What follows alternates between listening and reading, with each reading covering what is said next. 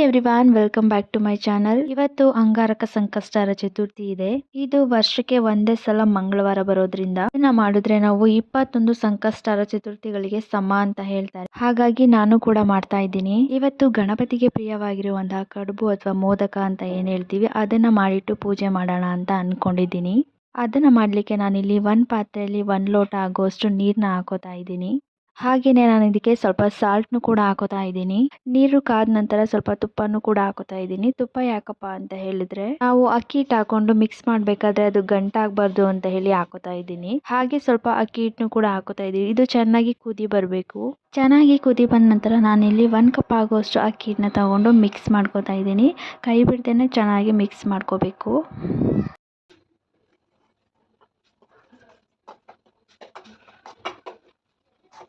ನೀವೇ ನೋಡ್ತಾ ಇರ್ಬೋದು ಎಷ್ಟು ಚೆನ್ನಾಗಿ ಮಿಕ್ಸ್ ಆಗಿದೆ, ಸ್ವಲ್ಪನೂ ಗಂಟಾಗಿಲ್ಲ ಅಂತ. ನಂತರ ನಾನು ಇದನ್ನ ಒಂದು 5 ನಿಮಿಷ ಬಿಸಿ ಕಡಿಮೆ ಆಗಕ್ಕೆ ಬಿಡ್ತೀನಿ. ನಂತರ ನಾನು ಸ್ವೀಟ್ ಮಾಡೋಕೆ 1 ಅಚ್ಚು ಬೆಲ್ಲನ ಈ ತರ ಚಿಕ್ಕ ಚಿಕ್ಕದಾಗಿ ಕಟ್ ಮಾಡಿ ಇಟ್ಕೊಂಡಿದ್ದೀನಿ. ಹಾಗೆ 1 ಕಪ್ ಕಾಯಿ ತುರಿನೂ ಕೂಡ ತಗೊಂಡಿದ್ದೀನಿ. ಈ ತರ ಒಂದು ಪಾತ್ರೆನ ಬಿಸಿ ಆಗಕ್ಕಿಟ್ಟು ಬೆಲ್ಲನ ಹಾಕೋತಾ ಇದ್ದೀನಿ. ಇದು ಕರಗಬೇಕಲ್ವಾ, ಹಾಗಾಗಿ ಸ್ವಲ್ಪ ನೀರು ಹಾಕೋತಿದ್ದೀನಿ.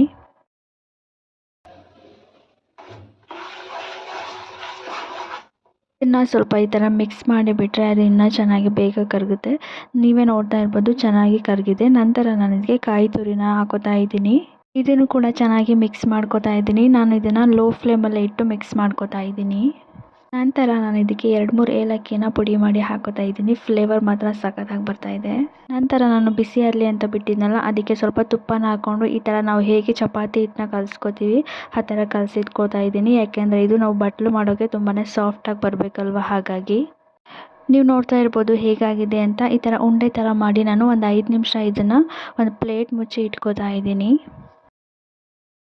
ನಂತರ ನಾನು ಏನು ಸ್ವೀಟ್ ಮಾಡಿ ಇಟ್ಕೊಂಡಿದ್ದೆ ಅದನ್ನು ಕೂಡ ಈ ಥರ ಚಿಕ್ಕ ಚಿಕ್ಕ ಉಂಡೆಗಳ ಥರ ಮಾಡಿ ಇಟ್ಕೋತಾ ಇದ್ದೀನಿ. ನಮ್ಗೆ ಯಾವ ಸೈಜ್ ಬೇಕೋ ಆ ಥರ ಮಾಡಿ ಇಟ್ಕೋಬೋದು.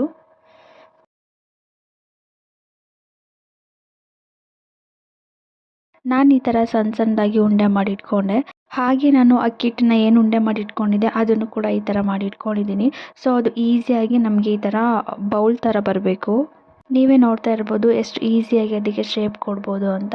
ಸೊ ಈ ಥರ ಬಟ್ಲು ಥರ ಮಾಡಿಕೊಂಡು ನಂತರ ಸ್ವೀಟ್ ಏನಿದೆ ಅದನ್ನು ಇದ್ರ ಒಳಗಡೆ ಹಾಕ್ಕೊಂಡು ಇದನ್ನು ನಾವು ಕರ್ಜಿಕಾಯಿ ಹೇಗೆ ಮಾಡ್ತೀವಿ ಕರ್ಜಿಕಾಯಿ ಬಟ್ಲಲ್ಲಿ ಹಾಕಿ ಆ ಥರ ಕಡುಬು ಮಾಡೋಕ್ಕೂ ಇದೆ. ಬಟ್ ನಮ್ಮ ಮನೇಲಿ ಇರಲಿಲ್ಲ, ಹಾಗಾಗಿ ನಾನು ಕೈಯಲ್ಲೇ ಈ ಥರ ಸಿಂಪಲ್ಲಾಗಿ ಶೇಪ್ ಕೊಟ್ಕೋತಾ ಇದ್ದೀನಿ.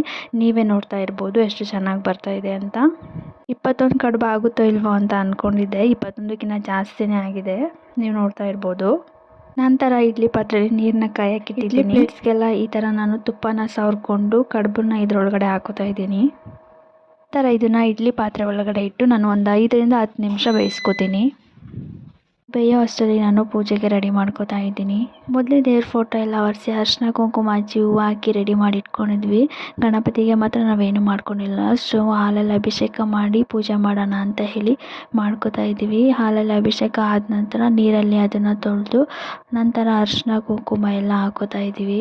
ಹಾಗೆ ನಾವು 21 ಗರಿಕೆ ಹಾಕಿ ಈ ಥರ ಅರಿಶಿನ ದಾರದಲ್ಲಿ ಕಟ್ಟಿಟ್ಕೊಂಡಿದ್ವಿ. ಎರಡನ್ನ ಈ ಥರ ಮಾಡ್ಕೊಂಡಿದ್ವಿ, ಅದನ್ನು ಕೂಡ ಇಟ್ಕೋತಾ ಇದ್ದೀವಿ. ನಂತರ ಹೂವೆಲ್ಲ ಹಾಕಿ ನಮಗೆ ಎಕ್ಕದು ಹಾರ ಸಿಗಲಿಲ್ಲ, ಯಾಕೆಂದರೆ ಸೀಸನ್ ಇಲ್ಲ ಅಂತ ಹೇಳಿ ಸಿಗಲಿಲ್ಲ.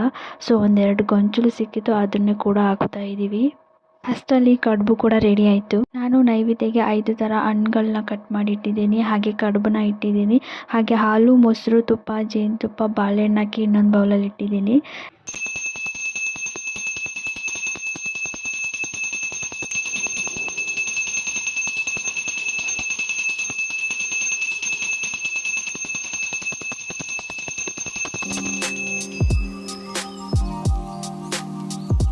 ಹಾಗೆ ನಾನು ಕೂಡ ಪೂಜೆನ ಮಾಡಿ ಮುಗಿಸ್ದೆ.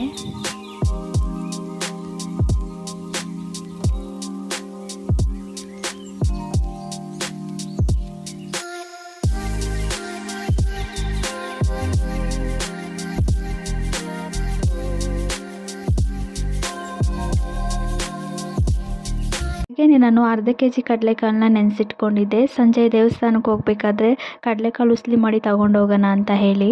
ಇದನ್ನು ಬೇಯಿಸೋಕ್ಕೆ ನಾನು ಕುಕ್ಕರ್ಗೆ ಹಾಕೋತಾ ಇದ್ದೀನಿ. ನಂತರ ನಾನು ಇದಕ್ಕೆ 2 ಲೋಟ ಆಗೋಷ್ಟು ನೀರನ್ನ ಹಾಕೋತಾ ಇದ್ದೀನಿ. ಹಾಗೆ ಸ್ವಲ್ಪ ಸಾಲ್ಟ್ನು ಕೂಡ ಇದಕ್ಕೆ ಹಾಕೋತಾ ಇದ್ದೀನಿ. ಕುಕ್ಕರ್ ಲಿಡ್ನ ಕ್ಲೋಸ್ ಮಾಡಿ 1-2 ವಿಜಿಲ್ ಕೂಗಿಸ್ತೀನಿ.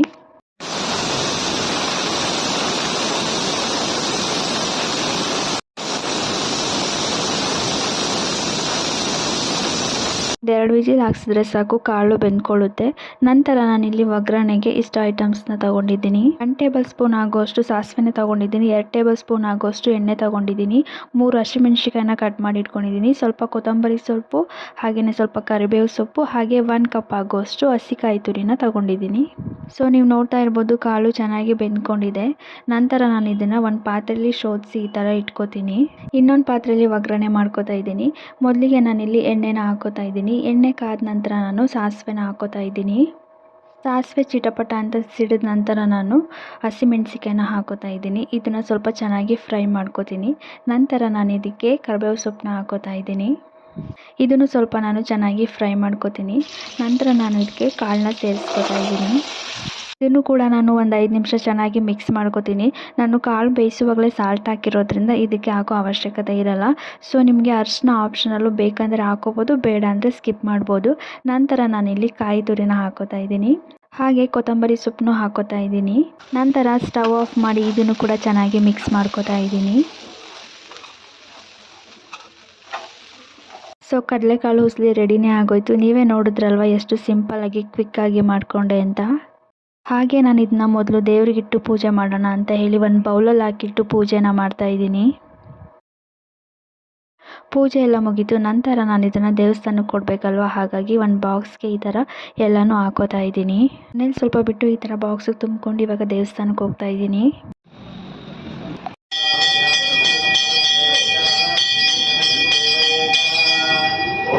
ದೇವಸ್ಥಾನಕ್ಕೆ ಹೋಗಿ ಮಹಾಮಂಗಳಾರತಿನ ತಗೊಂಡು ಮನೆಗೆ ವಾಪಸ್ ಬಂದ್ವಿ. ನೀವು ನೋಡ್ತಾ ಇರ್ಬೋದು ಚಂದ್ರ ಅಂತೂ ಕಾಣಲೇ ಇಲ್ಲ ಇವತ್ತು. ಸಾಕಷ್ಟು ಜನಕ್ಕೆ ಗೊತ್ತಿರುತ್ತೆ. ಸೊ ಮೋಡ ಅಂತೂ ಸಿಕ್ಕಾಪಟ್ಟೆ ಇತ್ತು, ಮಳೆ ಬರೋ ಚಾನ್ಸ್ ತುಂಬಾ ಇತ್ತು.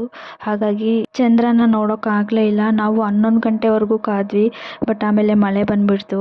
ನಂತರ ಶಿವನ ತಲೆ ಮೇಲೆ ಇರೋ ಚಂದ್ರ ಹಾಗೆಯೇ ಅಕ್ಕಿ ಮೇಲೆ ಚಂದ್ರನ ಬಿಡಿಸಿ ಚಂದ್ರನ ನೋಡಿ ಆನಂತರ ಉಪವಾಸನ ಬಿಟ್ಟೆ.